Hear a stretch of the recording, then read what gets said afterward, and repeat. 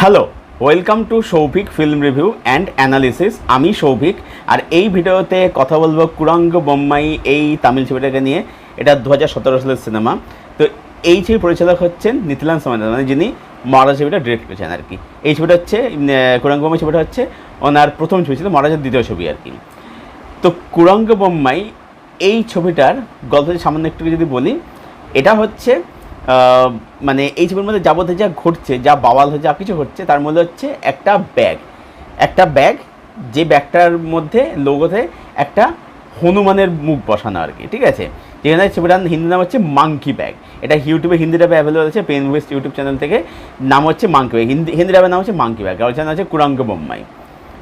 এবারে ছবিটা আমি দেখলাম, একটা নোটিস করে দেখলাম যে এই ছবিটার থেকে মহারাজার অনেক এলিমেন্ট কিন্তু নেওয়া হয়েছে আর কি, ঠিক আছে। আমি কিন্তু এখানে গল্প বলছি না, কিন্তু দুটো ছবি যদি দেখা যায় টেমপ্লেট কিন্তু সেম। প্রথম কথা হচ্ছে এই ছবিটা কুরাঙ্গ বোম্মাই ছবিটার স্ক্রিন পে কিন্তু খুব টাইট, খুব টান একদম টুথ। ছবিটা কিন্তু বড় ছবি না। ছবিটা আমি হিন্দি ডাবে দেখলাম, হিন্দি ডাবের লেন্থ হচ্ছে 1 ঘন্টা 32 মিনিট, অরিজিনাল ভার্সনটা 1 ঘন্টা 40 মিনিট, হিন্দি ডাবটা হচ্ছে 1 ঘন্টা 32 মিনিট।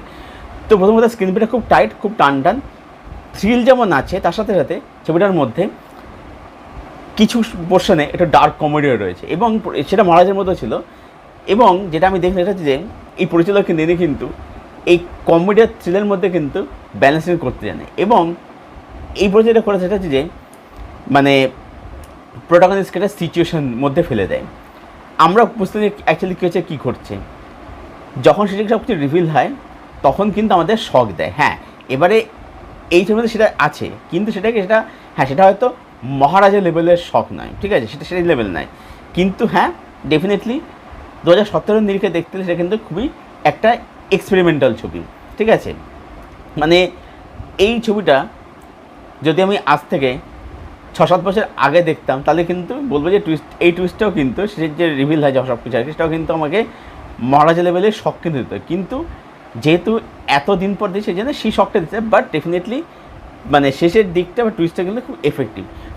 পুরো ছবিটা বেশ টান টু দ্য পয়েন্ট, আননেসেসারি জিনিসপত্র সেখানে নেই আর কি, সেগুলো আছে। স্ক্রিন প্লে খুবই টাইট টান কিন্তু কি হ্যাঁ, সেটা মহারাজের যেরকম স্ক্রিন প্লেটা যেরকম দারুণ ছিল, যেমন সন্দীপ তো বলে সন্দীপ যে মহারাজার স্ক্রিন প্লে হচ্ছে লাস্ট 3-4 বছর তিলজনের মধ্যে one of the best screen play লেখা হয়েছে আর কি।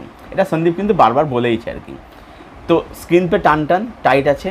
তার সাথে সাথে বলবো যে এখানে কিন্তু পারফরমেন্স কিন্তু বেশ ভালো। এখানে যে যারা অভিনয় করেছে আর কি, তাদের প্রত্যেকে কিন্তু অভিনয় কিন্তু বেশ ভালো। এবং ছবিটা লুক অ্যান্ড ফিল সেটাও কিন্তু বেশ ভালো। মানে যেরকম production value, making, camera work, সেগুলো কিন্তু অবশ্যই বেশ ভালো।